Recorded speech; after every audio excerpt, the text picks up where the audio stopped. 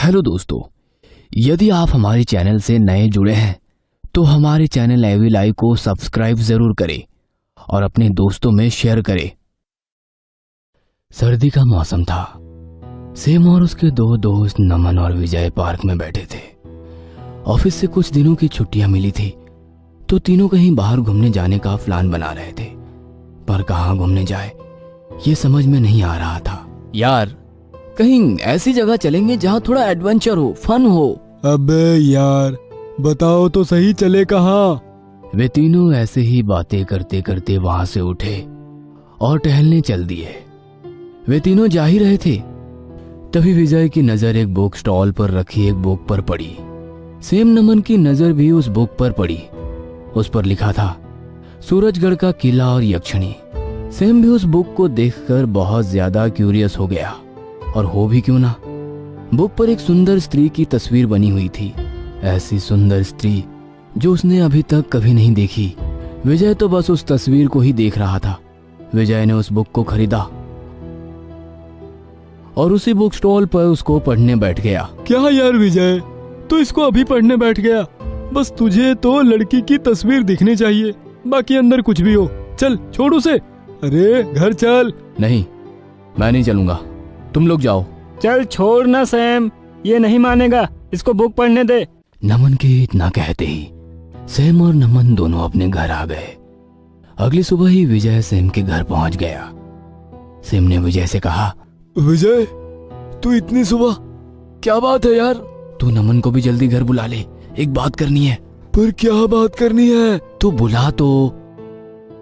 Sam ने नमन को phone लगाया और उसे घर आने को कहा। थोड़ी देर में नमन भी घर पर आ गया।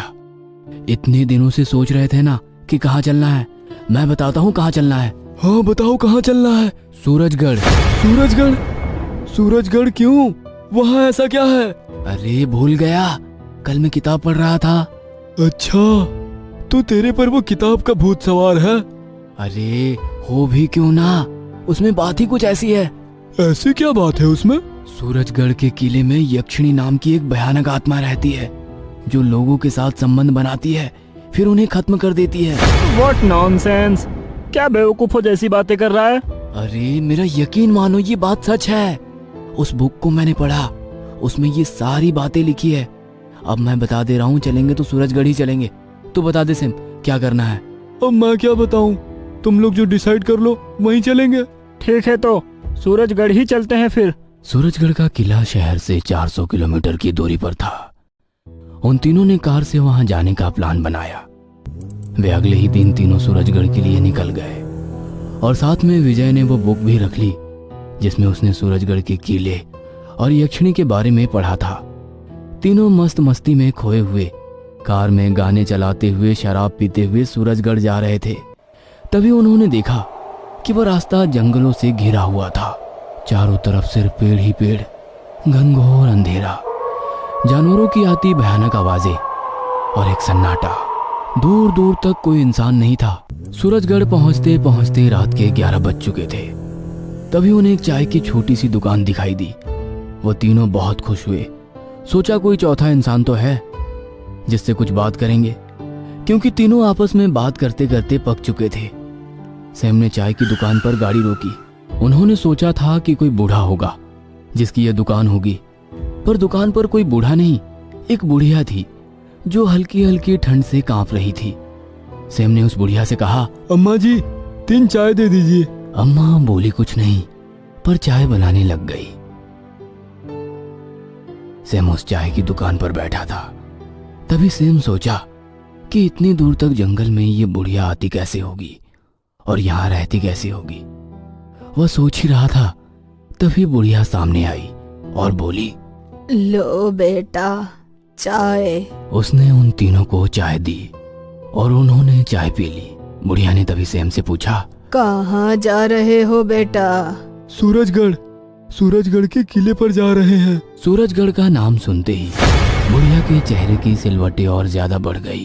बुढ़िया ने उन्हें डांटते हुए कहा, तुम लोगों का दिमाग खराब है।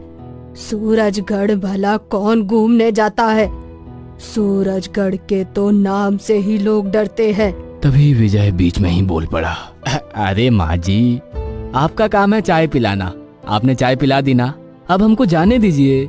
मुझे पता है आपके पास कोई घिसी पिटी कहानी होगी जिसमें वो यक्षिणी आती है और मार देती है। तभी सैम ने विजय को डांटते हुए कहा, विजय चुप रहो। सैम ने उस बूढ़ी अम्मा को पैसे दिए और वापस कार में बैठे और सूरजगढ़ के किले की तरफ निकल गए। किला वहां से महज 5 किलोमीटर की दूरी पर था। थोड़ी देर में ही वे सूरजगढ़ के किले में पहुंच गए। घने जंगलों में घिरा हुआ बड़ा सा डरावना किला, जिसके दरवाजे पर मकड़ियों के बड़े बड़े जाले बने हुए थे। दूर दूर तक कोई उजाला नहीं था, बस जानवरों की आवाजें आ रही थी। वाह, ये तो वैसा का वैसा ही किला है जैसा उस बुक में लिखा था। यकीन नहीं हो रहा है, इसे मैं अपने सामने देख रहा हूँ। चलो अंदर चलते हैं। दिमाग खराब है क्या तेरा? इतनी रात को कौन अंदर जाएगा? हाँ, चुपचाप कैंप लगा लो और सो जाओ, सुबह चलेंगे अंदर। नहीं, मुझसे तो बिल्कुल भी सब्र नहीं हो रहा है। चलेंगे तो अभी चलेंगे अंदर। अरे समझाना इसे सैम। अरे थोड़ी सब्र रख, चलेंगे पर अभी नहीं, सुबह चलेंगे। विजय मान गया। विजय और नमन दोनों ने गाड़ी में से सामान निकाला और किले के बगल में ही कैंप लगा लिया। नमन ने कुछ लकड़ियां इकट्ठे करके वहां आग जलाई और फिर तीनों अपने हाथ सेकने लगे। तुम्हें क्या लगता है सैम, इस किले के अंदर क्या होगा? क्या इसके अंदर सच में यक्षिणी होगी या फिर कोई झूठी अफवाह? अब यकीनन तो कह नहीं सकते। वैसे भूत प्रेत में मैं भी विश्वास नहीं रखता, पर भगवान जाने अंदर क्या है। अंदर क्या है? अंदर यक्षिणी है, उस किताब में लिखा है यार। अरे यार तू बस कर, बहुत हुई तेरी किताब की बातें। जब देखो तब वो किताब की कोई ना कोई बात हमें बताता रहता है। क्या लिखा है वैसे उस किताब में? अब तू भी शुरू हो गया सैम। अबे पूछने तो दे। बता विजय, क्या लिखा है यक्षिणी के बारे में उस किताब में?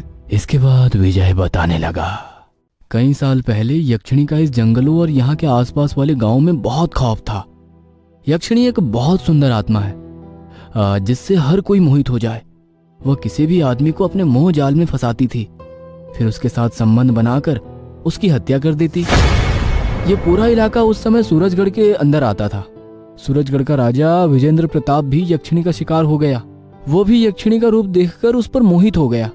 फिर यक्षिणी ने उसके साथ संबंध बनाकर उसकी भी हत्या कर दी। तब यहाँ के लोग बहुत डर गए। उन्होंने बाहर से एक साधु बुलाया। फिर उस साधु ने अपने मंत्र जाप से यक्षिणी को अपने वश में किया और इस किले में बंद कर दिया। यह सुनकर सैम बहुत डर गया। उसने विजय से कहा, तो तू पागल है क्या? फिर हमें यहाँ क्यों मरवाने लाया है? इतने में नमन हंसते हुए बोला, क्या यार, डर गया क्या? अरे यार ये सब बनावटी बातें हैं। ना जाने इस किताब को किसने लिखा है, कौन जानता है ये सारी बातें सच है। अब चलो, तुम दोनों की बातें पूरी हो गई हो तो सोते हैं। तीनों कैंप में सोने चले गए। रात भी और गहरी हो चुकी थी। सैम और नमन दोनों तो सो गए, पर विजय नहीं सोया। उसके दिमाग में सिर्फ यक्षिणी घूम रही थी। वो उठा और किले के पास चला गया। तभी उसके कानों में एक आवाज आई, आ गए तुम विजय, आओ मेरे पास आओ। यह सुनकर विजय डर गया। थोड़ी देर में विजय देखता है उसके सामने एक सुंदर पतली बला खूबसूरत झील जैसी आंखें, सुनहरे घने बाल वाली लड़की आकर खड़ी हो जाती है। विजय की आंखें उसे देखकर फटी की फटी रह जाती है। वो विजय से कहती है, आ गए तुम विजय, आओ मेरे पास आओ। एक तरफ तो विजय के चेहरे से पसीने छूटने लगते हैं, पर दूसरी तरफ वो उस लड़की के रूप में मोहित हो जाता है। इधर सैम की नींद खुल जाती है तो वह देखता है कि विजय वहां पर नहीं है। वह तुरंत नमन को जगाता है। नमन, नमन उठ, अरे विजय कहाँ है? नमन भी उठ जाता है और दोनों विजय को ढूंढने निकल पड़ते हैं। वहीं विजय उस लड़की के पीछे पीछे जाने लगता है। उस लड़की का रूप ही ऐसा था कि आदमी खुद कौन है यही भूल जाए। वह लड़की धीरे धीरे विजय को किले के अंदर ले जा रही थी। तभी नमन और सैम देखते हैं कि विजय एक लड़की के पीछे पीछे किले के अंदर जा रहा है। नमन और सैम विजय को आवाजें देने लगते हैं, विजय, अरे वो तुम्हें मार देगी। अरे वहां मत जाओ, पर विजय पर इसका कोई असर नहीं होता। विजय पर तो बस यक्षिणी की मोह माया असर दिखा रही थी। नमन और सैम विजय की तरफ भागने लगते हैं। वह विजय के पास पहुंचने ही वाले थे कि विजय किले के अंदर चला जाता है और किले के दरवाजे बंद हो जाते हैं। क्या विजय उस किले से बाहर निकल पाएगा? क्या यक्षिणी उसे मार देगी या कुछ और ही होगा? जानने के लिए देखिए इसका अगला भाग। कहानी अब तक।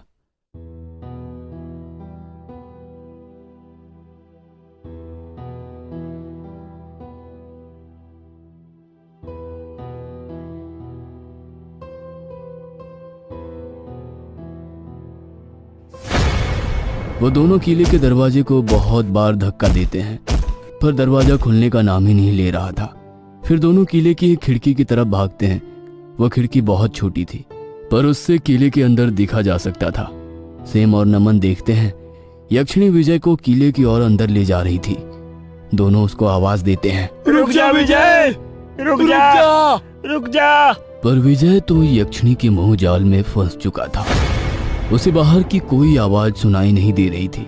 यक्षिणी विजय को अपनी उंगली से पास बुलाने का इशारा करते हुए किले के अंदर जाने के लिए सीढ़ियां चढ़ती जा रही थी और विजय उसके पीछे पीछे जा रहा था। अब सेम और नमन को विजय दिखना बंद हो चुका था। यक्षिणी उसे किले के अंदर ले जा चुकी थी। सेम और नमन दोनों बहुत परेशान हो गए। आखिर विजय को कैसे बचाएं? पर दोनों बेबस थे, क्योंकि विजय को किसी इंसान ने नहीं, यक्षिणी से बचाना था। वहीं विजय यक्षिणी के साथ एक आलीशान कमरे में पहुंच चुका था। अब यक्षिणी ने विजय को अपने बहुत करीब कर लिया। वो अपने हाथों से विजय के गाल सहलाने लगी और कहने लगी, अच्छा हुआ तुम आ गए विजय, मुझे तुम्हारा ही इंतजार था। ऐसा कहते कहते यक्षिणी ने अपने होठ विजय के होठ से मिला दिए। विजय भी अब यक्षिणी का भरपूर साथ दे रहा था। दोनों रोमांस की चरम सीमा पर थे। दोनों एक दूसरे का भरपूर आनंद ले रहे थे। काम विजय पर अब इतना भारी था कि वो भूल चुका था कि वो कहाँ है, किसके साथ है। जब विजय और यक्षिणी का रोमांस खत्म हो गया तो यक्षिणी ने विजय को फिर से गले लगाया। विजय जैसे ही गले लगा, उसको अपनी पीठ पर कुछ चुभने का एहसास हुआ। उसने दर्द पहले तो नजरअंदाज किया, पर जब उसने दर्द ज्यादा महसूस किया तो वो यक्षिणी को हटाया। विजय जैसे ही यक्षिणी को हटाता है तो डर जाता है। अब उसके सामने खूबसूरत हसीना राजकुमारी सी कोई लड़की नहीं, बल्कि एक बड़े नाखून, लाल आंखों, लंबे दांत वाली भयानक यक्षिणी थी। विजय अब यक्षिणी के मोह जाल से बाहर आ चुका था। उसे सब याद आ गया था कि वो कैसे अंदर आया और उसके साथ क्या क्या हुआ। पर अब बहुत देर हो चुकी थी। विजय वहां से भागने के लिए जैसे दरवाजे की तरफ दौड़ा, यक्षिणी ने उसे पीछे से खींचकर बेड पर गिरा दिया। मुझे छोड़ दो यक्षिणी, मुझे छोड़ दो, प्लीज मुझे जाने दो। जो इस किले के अंदर आ गया वो वापस जिंदा बाहर नहीं गया। मुझे माफ कर दो यक्षिणी, मुझे नहीं पता मैं अंदर कैसे आ गया।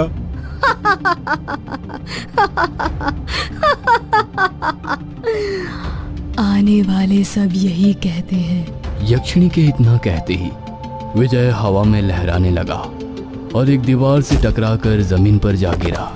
फिर यक्षिणी विजय के पास आई और उसने विजय की बाजुओं पर जोर से काटा और विजय की बाजू का पूरा मांस निकाल लिया। विजय जोर जोर से चिल्लाने लगा, बचाओ, बचाओ, प्लीज समवन हेल्प, बचाओ। पर विजय की आवाज सुनने वाला कोई नहीं था। यक्षिणी अपना हाथ विजय की पीठ के अंदर घुसा देती है और पीठ की तरफ हाथ निकाल देती है। फिर उन नाखूनों पर जो खून लगा था उसको चूसने लगती है। विजय लहूलुहान हो चुका था। इधर सेम और नमन परेशान थे कि वह अंदर कैसे जाएं और विजय को कैसे बचाएं। इतने में उन्हें अपने पीठ पीछे किसी इंसान के चीख कर गिरने की आवाज सुनाई दी। सेम और नमन दोनों जैसे ही पीछे घूमे, दोनों के होश उड़ गए। यह इंसान कोई और नहीं, विजय ही था। पर अफसोस विजय अब जिंदा नहीं था। यक्षिणी ने विजय के साथ संभोग करके फिर विजय का खून पीकर उसकी लाश को किले से बाहर फेंककर यक्षिणी किले से बाहर निकल गई। नमन विजय की लाश को देखकर रोने लगा।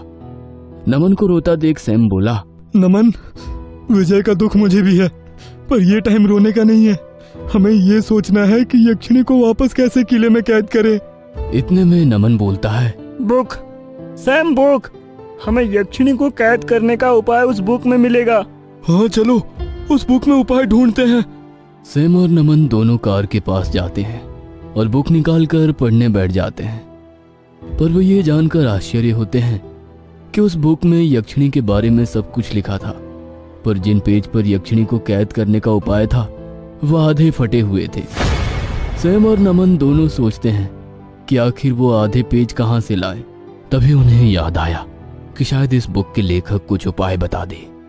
तभी उनकी नजर उस बुक पर लिखे लेखक के मोबाइल नंबर पर गई। सैम ने तुरंत उस नंबर पर फोन लगाया। उधर से फोन किसी महिला ने उठाया और जब सैम ने उस लेखक के बारे में पूछा तो उस महिला ने कहा कि उनको मरे तो कई साल हो गए। सूरजगढ़ का किला और यक्षिणी उनकी अंतिम किताब थी। इस किताब के प्रकाशन होने के अगले ही दिन उनकी मृत्यु हो गई। सैम ने उस महिला को अपने साथ घटित हुई सारी कहानी बताते हुए कहा, क्या आप हमारी कुछ मदद कर सकती हैं? महिला ने कहा कि उसे ज्यादा कुछ तो पता नहीं, पर इस बुक को लिखने के लिए वो खुद सूरजगढ़ गए थे। वो उन्हें त्रियम नाम के तांत्रिक के बारे में बताई जो कि सूरजगढ़ में ही रहते थे। सैम और नमन दोनों त्रियम तांत्रिक को ढूंढने के लिए गांव की तरफ निकल पड़े। गांव के पास बनी गुफा में ही त्रियम तांत्रिक सैम और नमन को मिल गया। सैम और नमन ने त्रियम तांत्रिक को यक्षिणी के किले से बाहर आ जाने की बात बताई और वो सारी घटना बताई जो उनके साथ हुई। त्रियम तांत्रिक ने कहा, यक्षिणी अब बेकाबू हो चुकी है, उसे कैद करना इतना भी आसान नहीं। रात को उसकी शक्तियां बढ़ जाती है, इसलिए उसको दिन में ही कैद करना होगा। तुम दोनों अपने हाथ दो। सैम और नमन दोनों अपने हाथ आगे करते हैं। तांत्रिक एक एक पानी लोटा दोनों के हाथ पर रख देता है और उसमें चावल रख देता है और कहता है, आंखें बंद करो, मैं एक मंत्र पढ़ूंगा। जिसके लोटे के चावल घूम जाएंगे वो तुम दोनों में से पवित्र होगा। फिर तांत्रिक मंत्र पढ़ने लगता है। थोड़ी ही देर में सैम के लोटे के चावल घूमने लग जाते हैं और तांत्रिक कहता है, तुम करोगे यक्षिणी को कैद। अब मैं जैसा कहता हूं वैसा करो। यक्षिणी बहुत दिनों से किले में कैद थी, इसलिए वो किले में वापस नहीं लौटेगी। पर हमें यक्षिणी को किले में नहीं, इस बार उसे एक कलश में कैद करना है ताकि वो फिर कभी बाहर ना निकल सके। पर यक्षिणी को किले की तरफ बुलाने के लिए हमें कुछ उपाय करना होगा, इसलिए मैं तुम्हें कुछ सामान बता रहा हूं, वो लेते आना। तांत्रिक ने उन्हें इत्र, कच्चा मांस, नींबू लाने को कहा। सैम और नमन दोनों सारा सामान ले आते हैं। फिर तांत्रिक उन सामानों को सिद्ध करता है और कहता है, सैम तुम ये सारा सामान लेकर किले के अंदर चले जाना और इस इत्र की खुशबू और कच्चे मांस की खुशबू से यक्षिणी आकर्षित होकर किले की तरफ जरूर आएगी। और तांत्रिक फिर उसे जल का लोटा देता है और कहता है, मैं तुम्हें एक मंत्र बताऊंगा, उसका जाप करना। उस मंत्र का जाप करने से यक्षिणी एक तो तुम्हें कुछ कर नहीं पाएगी और दूसरा वो मंत्र उसकी शक्तियों को कमजोर कर देता है। यह एक सिद्ध जल है। जैसे ही यक्षिणी कच्चा मांस खाने आएगी तब तुम जल्दी से यह सिद्ध जल उस पर छिड़क देना, इससे तुम उसको कैद कर पाओगे। पर ध्यान रहे, यह सब तुम्हें शाम होने से पहले करना है, क्योंकि यक्षिणी की शक्तियां रात को बढ़ जाती है, फिर उसको कैद करना मुश्किल होगा। सैम सारा सामान लेकर किले के अंदर चला जाता है और वहां जाकर एक थाली में कच्चा मांस रख देता है और उसके आसपास नींबू काट कर रख देता है। फिर खुशबूदार महकता इत्र छिड़क देता है। इत्र की और कच्चे मांस की खुशबू सूंघकर यक्षिणी वहां आ जाती है। यक्षिणी जैसे ही कच्चा मांस खाने के लिए अपना हाथ आगे करती है, सैम मंत्र उच्चारण करता करता वह सिद्ध जल यक्षिणी के ऊपर डाल देता है और बंद कलश को खोल देता है। यक्षिणी चीखती और चिल्लाने लगती है, मत करो मुझे कैद, मत करो, मैं मार डालूंगी तुम्हें। मुझे तुम कैद मत करो। मैं जिस दिन बाहर निकली तुम सबको मार डालूंगी। यक्षिणी जैसे ही कलश के अंदर गई, सेम उस कलश को बंद कर देता है। नमन फिर सूरजगढ़ का किला और यक्षिणी वाली बुक को उठाता है और कहता है, जो हुआ सब इस बुक की वजह से हुआ है, इसको ही खत्म कर देना चाहिए। ऐसा कहकर वो लाइटर से उस बुक को जला देता है और फेंक देता है। दोनों ने यक्षिणी को कैद तो कर दिया था, पर अपना अच्छा दोस्त गवा दिया। क्या सच में ऐसी कथाएं सच होती हैं? क्या सच में भूत होते हैं? कमेंट बॉक्स में हमें जरूर बताएं। हेलो दोस्तों, यदि आप हमारे चैनल से नए जुड़े हैं तो हमारे चैनल एवी लाइव को सब्सक्राइब जरूर करें और अपने दोस्तों में शेयर करें।